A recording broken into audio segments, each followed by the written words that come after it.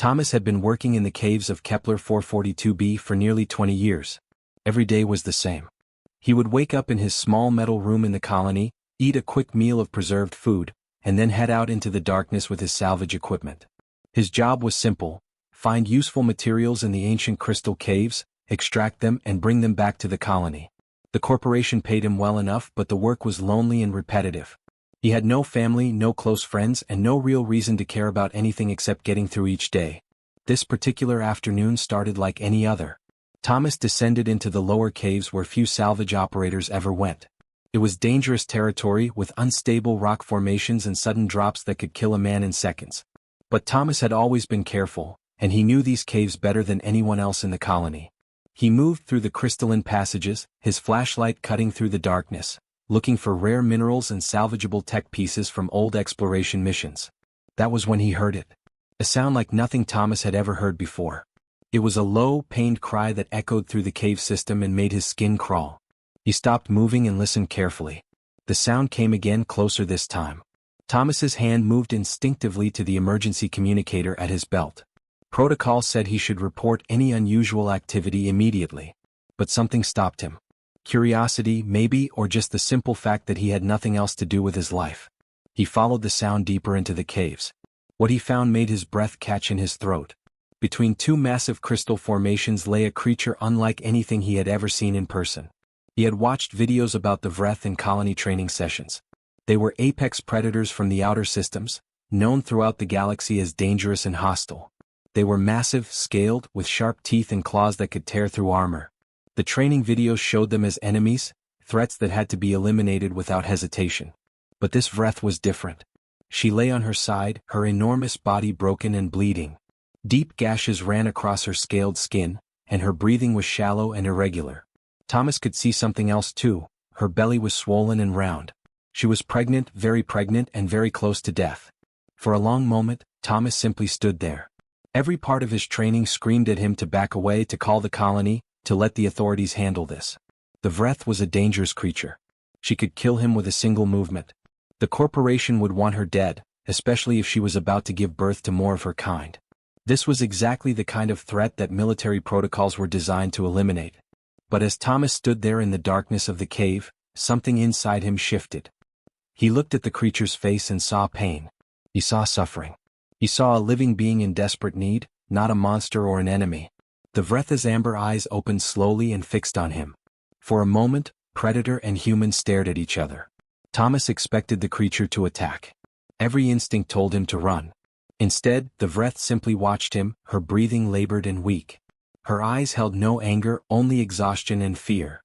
Thomas realized that she was as afraid as he was, maybe more so. She was wounded, alone, and carrying new life that she couldn't protect. "Easy," Thomas whispered, taking a slow step forward. "Easy now. I'm not going to hurt you." The Vreth made a low growling sound, but she didn't move. Thomas moved carefully closer, keeping his movements slow and deliberate. He kept his hands visible and spoke in a calm, gentle voice, even though the creature couldn't possibly understand his words. What mattered was the tone, the approach, the simple message that he meant no harm. He reached into his emergency kit and pulled out medical supplies. The Vretha's eyes tracked his movements, but she remained still. Thomas began to carefully clean her wounds, pouring antiseptic solution over the deep gashes. The creature flinched but didn't strike. As he worked, Thomas felt a strange connection forming between them. This was a being in need of help, and he was choosing to give it. It felt like the first truly meaningful thing he had done in years. Over the next several weeks, Thomas maintained his secret. He told no one. Every shift, he would manage to slip away to the cave and bring food to the injured Vreth. He named her Elena in his mind, though of course she would never know the name. He brought her fresh water, meat from his own rations, and any medical supplies he could smuggle out of the colony. He fashioned bandages from materials he could explain away as lost equipment. Slowly, steadily, Elena began to heal. The Vreth watched Thomas constantly with those intelligent amber eyes. She seemed to understand that he was helping her, protecting her. As her strength returned, she never once threatened him. The two beings, human and alien, natural enemies by every definition, developed a quiet understanding in the darkness of the cave. Thomas would sit beside her for hours, talking to her about his life, his loneliness, his years of meaningless work. Elena would listen, her breathing gradually becoming stronger and more regular. Thomas knew this couldn't last forever. Sooner or later, someone would discover what he was doing. The corporation would send soldiers. Protocol would override mercy. But for now, in this moment, he had found something he didn't know he was missing. He had found purpose. He had found connection. He had found a reason to care about something beyond his own survival. Elena's time came on a cold night deep in the caves. Thomas was there, holding his breath as new life entered the world. And in that moment, everything changed. The lonely salvage operator was no longer alone. He was about to become a father to creatures that should have been his enemies. The first hatchling emerged in the darkness of the deep cave. Thomas watched with wide eyes as Elena pushed with great effort, her massive body trembling. The tiny creature slipped out wet and slick, no bigger than Thomas's hand. It was covered in mucus and blood, but its scales already gleamed with an iridescent blue color. The hatchling made a high-pitched chirping sound, almost like a bird, and Elena immediately began to clean it with her rough tongue. Thomas held his breath. He had never seen a vreth birth before. In fact, he had never witnessed anything quite so raw and real and powerful. He felt like he was watching a miracle happen right in front of him, something that few humans had ever seen and lived to tell about. Within minutes, a second hatchling emerged. This one was smaller, with scales that shimmered with hints of green and purple. Elena cradled both babies against her body, her movements gentle and protective. She looked at Thomas with her amber eyes, and something passed between them, an understanding, a bond that went beyond words. Thomas moved slowly and carefully toward the newborns. He was terrified of making a mistake, of doing something that would cause Elena to see him as a threat. But as he approached, something extraordinary happened. The hatchlings, still blind and barely conscious, turned toward him. Their tiny heads swiveled in his direction, and they began to move across Elena's body toward him. Elena made a low rumbling sound in her throat and Thomas froze. But the sound wasn't threatening. It was almost like approval. The massive female vreth nudged her babies gently toward the human, as if introducing them, as if telling them that this was someone they could trust. Thomas knelt down slowly, and the first hatchling crawled onto his lap. The tiny creature was warm and slightly damp, and its small claws pricked gently through his work clothes. The second hatchling followed, chirping with excitement. Both babies nuzzled against Thomas, seeking warmth and comfort. They pressed their small heads against his chest, and Thomas felt something inside his heart break open. He had never experienced anything like this moment of connection. "Hello," he whispered to the two tiny creatures. "Welcome to the world." Over the next few days, Thomas barely left the cave. He fashioned a more comfortable sleeping area, brought extra blankets and heating equipment that he could explain away if anyone asked. Elena seemed content to let him share in the responsibility of caring for the newborns. She would sleep while Thomas kept watch. He would feed them when they grew hungry, using specially prepared meat that was soft enough for their developing teeth. Thomas decided to name the hatchlings. The larger, more aggressive one, who was always first to climb and explore, he named Oliver. The smaller, more cautious one, who preferred to sit quietly and observe, he named Grace. As he spoke their names aloud each day, the hatchlings began to respond to them. By the end of the first week, they would chirp excitedly whenever Thomas entered the cave. The bond between them formed quickly and deeply. Oliver would climb onto Thomas's shoulders and play with his hair, making little growling sounds that Thomas assumed were expressions of joy. Grace would sit in his lap for hours, her small head resting against his chest, and she seemed to find comfort in his presence. Elena watched all of this with what Thomas could only describe as approval and relief. She had found help in her most vulnerable moment, and now her offspring were forming attachments to this strange creature who had saved her life. Thomas began to teach the hatchlings things. He would show them how to climb using the natural formations in the cave. He would demonstrate how to use simple tools, and both Oliver and Grace proved to be quick learners. By their third month of life they had grown considerably. Their scales had hardened and taken on permanent colors. Oliver's a deep silver blue and Grace's a soft emerald green. They could walk and run, though they were still clumsy and often fell over their own feet. More surprisingly, they began to understand human language. Thomas would speak to them constantly, narrating everything he did, telling them stories about the stars and distant worlds. Grace was the first to attempt human speech. One day, she looked at Thomas with her intelligent amber eyes and made a sound that was almost like a word. "Pa," she chirped, her small head tilted. "Parent." Thomas felt tears stream down his face. "Yes," he said, his voice shaking. "Yes, I'm your parent. I'm your parent, Grace." Oliver watched his sister carefully and then tried to imitate the sound. "Pa parent." The word came out rough and strange from his mouth, but it was unmistakably an attempt at human speech. By their 6th month, both hatchlings could speak simple English words.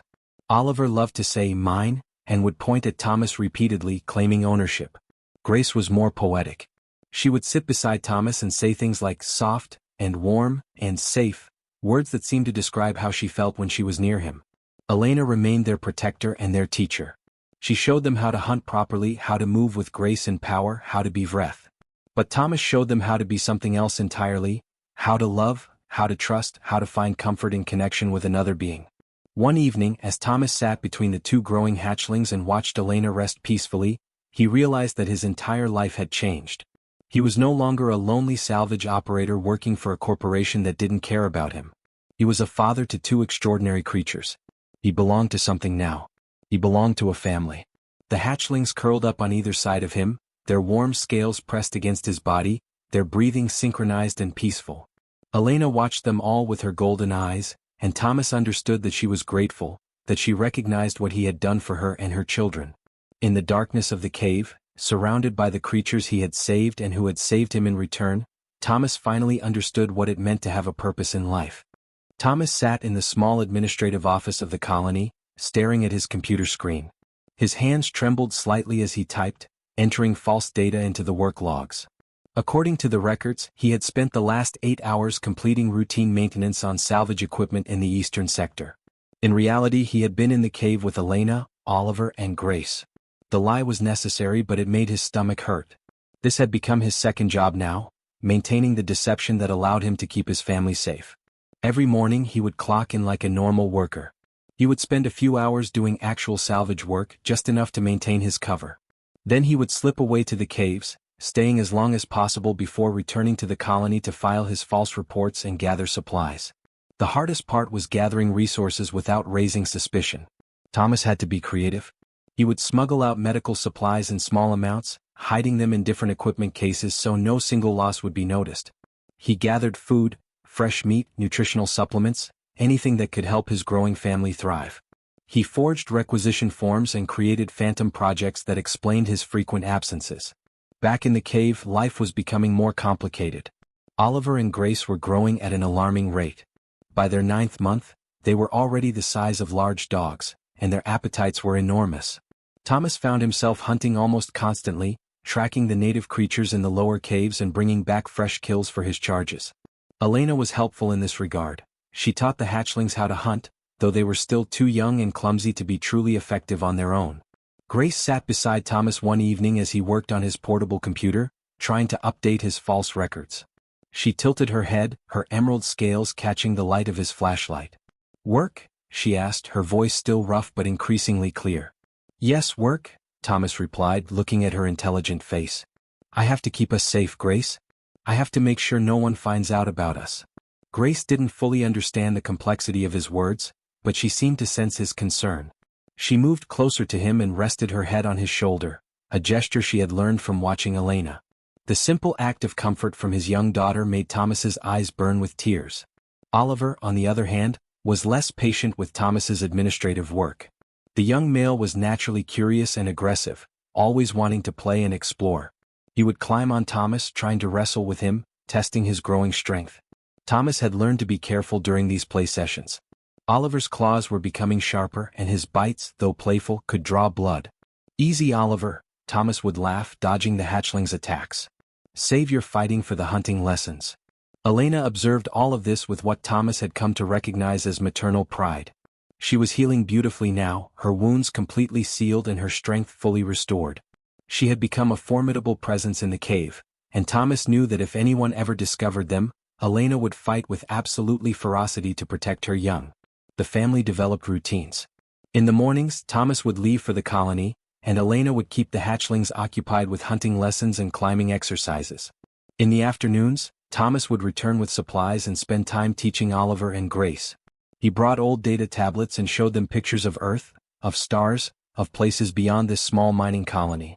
Both hatchlings were fascinated by these images, their intelligent minds hungry for knowledge.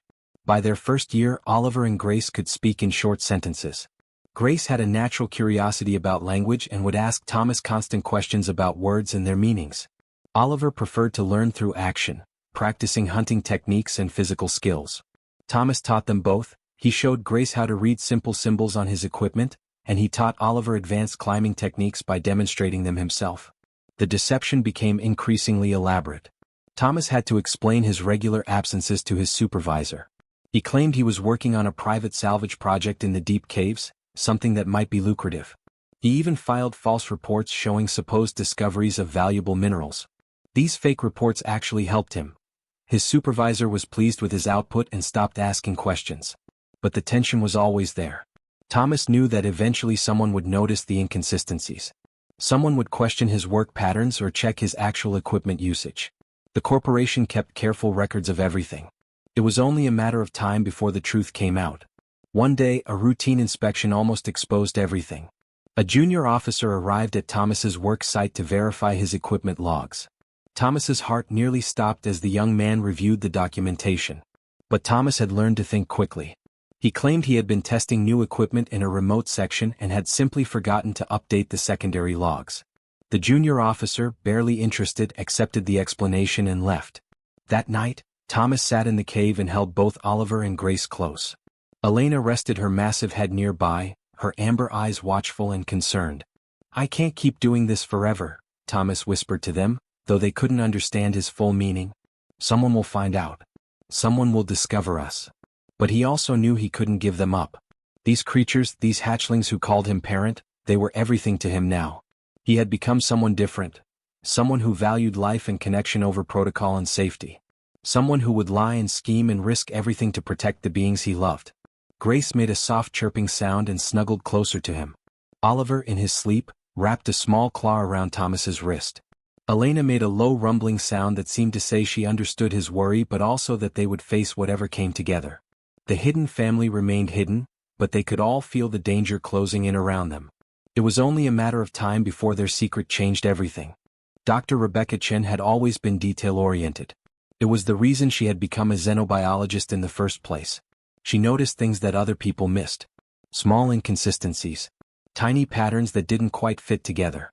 So when she was reviewing the colony's equipment logs for her quarterly audit, something caught her attention immediately. Thomas's records didn't make sense. The salvage operator claimed to be working extensive hours in the deep caves, yet his actual equipment usage was minimal. His reported discoveries of rare minerals far exceeded what would be physically possible given the time he spent actually using excavation tools. His supply requisitions were oddly varied: too much food, too much medical equipment, items that didn't match a typical salvage worker's needs. Rebecca had learned long ago not to ignore these red flags. She compiled all the data into a file and decided to confront Thomas directly. She found him in the main salvage depot, loading equipment into a transport case. He looked tired, she noticed. There were dark circles under his eyes, and he seemed distracted. "Thomas," she said, approaching him, "I need to talk to you about your work records." Thomas's entire body went rigid. His face paled slightly, and Rebecca watched him struggle to maintain composure. She had expected him to be confused or defensive. Instead, he looked like a man who had been caught doing something he knew was wrong. "My records?" he asked carefully. "What about them?" "They don't add up," Rebecca said bluntly. "Your time allocation doesn't match your reported discoveries. Your supply requests are unusual. I want to know what you're really doing in those caves." For a long moment, Thomas said nothing. Rebecca watched the internal struggle play out across his face. He was calculating his options, she realized. Deciding whether to lie or tell the truth. "If I show you," he said finally, his voice quiet and strained, "you have to promise to actually listen before you report anything." Rebecca was surprised by the request, but she found herself nodding. Something in Thomas's voice suggested this wasn't about black market salvage or corporate theft. Whatever he was hiding was deeply personal. An hour later, Rebecca stood in the entrance of a hidden cave chamber, completely frozen. Before her lay a massive Vreth female, her scales scarred but healthy. Two juvenile Vreth, their scales gleaming with impossible colors, sat beside the human who had just brought her here. When Thomas entered the cave behind her, both young creatures ran to him, chirping with excitement. "My God," Rebecca whispered. "Her name is Elena," Thomas said quietly. "And these are Oliver and Grace. They're my children." Rebecca couldn't move. She couldn't speak. She simply stood and watched as Thomas sat down and the two hatchlings climbed onto him, their small claws gentle on his clothes. The larger one, Oliver apparently, made growling sounds that seemed to express pure joy. The smaller one, Grace, rested her head against his chest. How long? Rebecca asked finally. Nearly 2 years, Thomas replied. I found Elena pregnant and dying in the caves. I helped her. The hatchlings imprinted on me when they were born. Rebecca's scientific mind was racing. She had studied Vreth psychology for years. The concept of cross-species imprinting in this context was theoretically impossible. Yet here it was, happening in front of her. The hatchlings showed every sign of deep emotional attachment to this human. And Elena, the massive predator, watched them with what could only be described as gratitude and trust. They can speak, Rebecca said, noticing the chirping sounds forming almost recognizable words. Some, Thomas said. Grace is better at language than Oliver. Oliver prefers action and physical learning. They're intelligent. Very intelligent. Rebecca approached slowly, keeping her movements careful and unthreatening. Grace turned to look at her, and the xenobiologist found herself staring into ancient, intelligent amber eyes. What are you going to do? Thomas asked, his voice tight with fear. Are you going to report us? Rebecca took a long time answering. She was thinking about protocols, about corporate policy, about the military response that would certainly follow if anyone else knew about this. She was thinking about the hatchlings, born into a world that would see them as threats to be eliminated. No, she said finally. Not immediately. First, I want to document this. Scientifically. And then I want to figure out how to protect them. Over the next few weeks, Rebecca became part of the secret. She brought equipment to the cave, portable scanners, medical devices, data storage units. She documented everything about Oliver and Grace. Their rapid cognitive development. Their linguistic abilities. Their emotional attachments and social behaviors. Every single reading contradicted everything the xenobiological community believed about Vreth development. More than that, Rebecca witnessed something she had never expected to see. She watched Oliver help Thomas repair a piece of equipment, following instructions and problem-solving in ways that seemed almost human. She heard Grace ask philosophical questions about why the sky was different colors on different worlds. She saw Elena protect her hatchlings with absolute ferocity when Rebecca made a sudden movement, and then accept her again when Thomas vouched for her safety.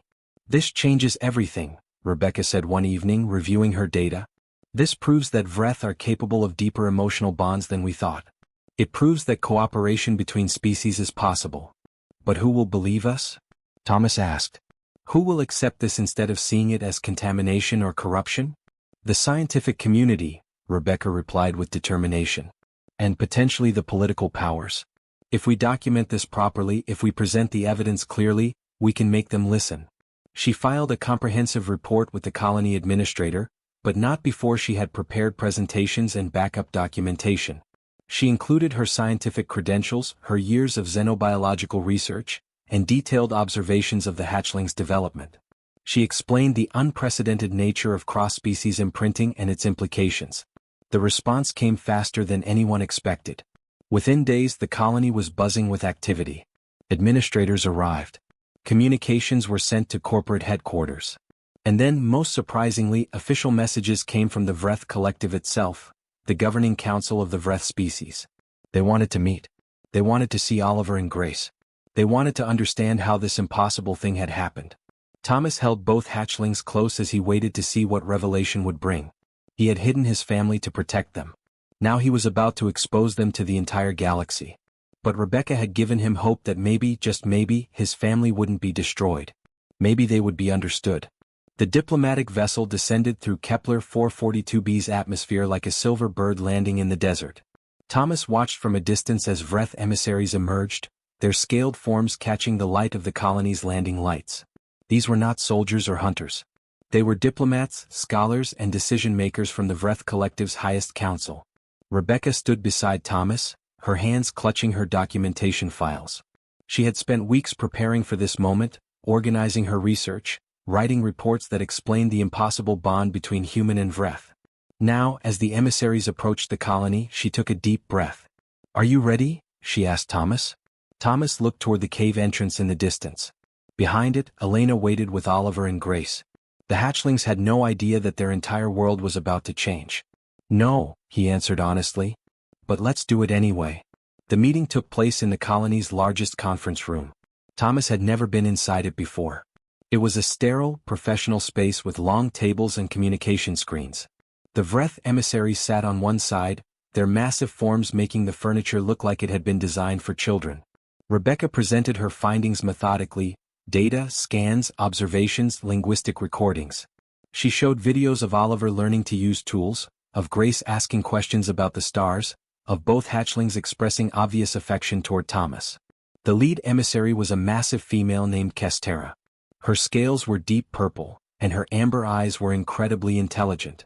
She watched the presentations without interruption, though occasionally she would make low rumbling sounds that seemed to be communication with her fellow diplomats. When Rebecca finished, Kestera stood up slowly. Thomas's heart nearly stopped. But the emissary did not seem angry. Instead, she made a formal gesture of respect. "We would see the hatchlings," Kestera said in perfect English, "and the human who saved their mother." An hour later they stood in the cave sanctuary. Elena rose to her full height, her body tense and protective. But when she saw Thomas, she relaxed slightly. The hatchlings, seeing their parent, rushed toward him with their characteristic chirping sounds. "Oliver." "Grace," Thomas said softly, his voice trembling. "We have visitors. They're Vreth like your mother. They've come to meet you." Oliver, being bold and curious, approached the emissaries without fear. Grace was more cautious, staying close to Thomas but watching the visitors carefully. Kestera knelt down slowly, making herself less threatening. She extended one clawed hand toward Oliver, and the young hatchling touched it with his snout, making a questioning sound. "Remarkable," Kestera said in her native language, though the translation device broadcast her words. "They show no fear. No territorial aggression." Elena made a low sound, and Rebecca whispered to Thomas that it was likely the Vreth mother was formally introducing her offspring to the diplomatic council. It was an ancient Vreth custom, one that carried immense ceremonial significance. "This human saved you?" Kestera asked Elena. Elena made a series of complex sounds that the translation device interpreted as affirmation. She gestured toward her healed wounds, then toward Thomas, then toward her hatchlings. The message was clear: this human had saved her life and had become family to her offspring. Kestera was silent for a long moment. Then she made a formal gesture with both hands, crossing them over her chest. The other emissaries did the same. It was a gesture of deep respect and recognition. "The Vreth collective has spent generations fearing humans," Kestera said formally. "We have seen your species as a threat, as competitors for resources and territory. But this act, this extraordinary act of compassion, shows us we were wrong. This human chose mercy over fear. He chose family over protocol." Over the following weeks, the diplomatic landscape shifted completely. News of Thomas's family spread through official channels and then into public knowledge. The story captured the imagination of billions across both human and Vreth worlds. A human who had risked everything to save a pregnant Vreth. Hatchlings who had imprinted on a human parent. It was a story of connection that transcended species, that challenged everything both civilizations had believed about their relationship. Thomas was invited to speak at formal diplomatic summits. He felt completely out of place in the grand halls of power, but he told his story simply and honestly. He talked about finding Elena, about caring for Oliver and Grace, about discovering that love and family could exist beyond the boundaries that seemed to separate species. Elena, Oliver, and Grace became symbols of peaceful coexistence. The hatchlings were the first officially recognized hybrid family in interspecies history. Legal documents were drawn up giving Thomas full guardianship. Educational protocols were established for Oliver and Grace, combining human and Vreth learning methodologies. Scientists from both species studied the family, trying to understand the unique bond that had formed. The colony transformed. What had been a remote mining outpost became a diplomatic hub and research station. New buildings were constructed to accommodate visiting scholars and diplomats. Universities began sending xenopsychology specialists to study the unprecedented family arrangement. Thomas was offered positions, titles, and honors. He refused most of them. Instead, he asked for one simple thing: to become a teacher. The colony established an Institute of Interspecies Relations, and Thomas was appointed as the lead educator. His job was to help both humans and Vreth understand each other, to teach them that communication and compassion were possible across the species divide. One evening, Thomas stood outside the family quarters they had built near the institute. It was a hybrid design, combining human comfort with Vreth preferences. Elena rested nearby, her massive body relaxed in the pale light of the twin moons. Oliver was practicing advanced hunting techniques with some visiting Vreth instructors. Grace sat beside Thomas, watching the stars and occasionally asking him questions about distant worlds. "Why did you save Mother?" Grace asked, her English now nearly perfect. Thomas looked at his adopted daughter and thought about how to answer. "Because she needed help," he said finally. "Because she was suffering and I could do something about it. Because it was the right thing to do." "Even though she was dangerous?" Grace pressed. "Yes," Thomas replied. "Even though she was dangerous. Because underneath that danger she was a living being worthy of compassion. And look what came from that choice. We have a family. We have peace. We have changed the future." Grace rested her head against his shoulder, and Thomas wrapped his arm around her. From being a lonely salvage operator working in darkness, he had become something entirely different. He had become a bridge between worlds. He had become a parent to two extraordinary creatures. He had shown that one person's compassion could reshape the galaxy. The impossible had become possible. And it had all started with one moment of mercy in a dark cave, when a human chose to save a pregnant alien monster instead of reporting her to be destroyed.